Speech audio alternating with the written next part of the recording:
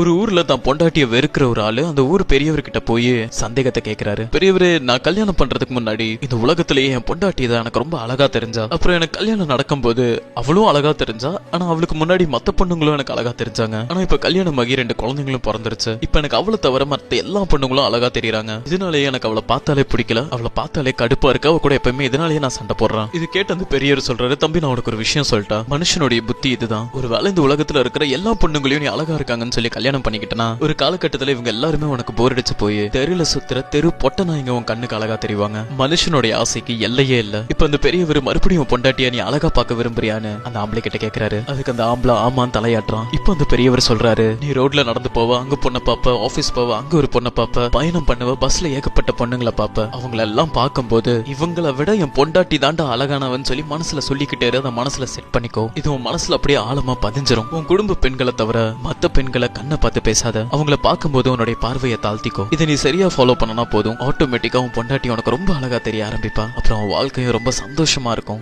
சோகசில இருந்து தெரிஞ்சுக்க வேண்டிய விஷயம் என்னன்னா, பொண்டாட்டியை தவிர மத்த பொண்ணுங்கள்லாம் பட்டாம்பூச்சி மாதிரி அழகா தான் தெரிவாங்க. ஆனா பொண்டாட்டி தேனி மாதிரி அருவருப்பா தான் தெரிவா. ஆனா பட்டாம்பூச்சி பூல இருக்கிற திரவத்தை குடிச்ச உடனே அதோட வேலை முடிஞ்சிடும், அது பறந்து போயிடும். ஆனா பொண்டாட்டி தேனி மாதிரி கொட்டினாலும் தேனால கூட்டையே நிரப்பிடும். தேனி மாதிரி தான் பொண்டாட்டியும் சண்டை போட்டாலும் சந்தோஷத்தால வீட்டையே நிரப்பிடுவா.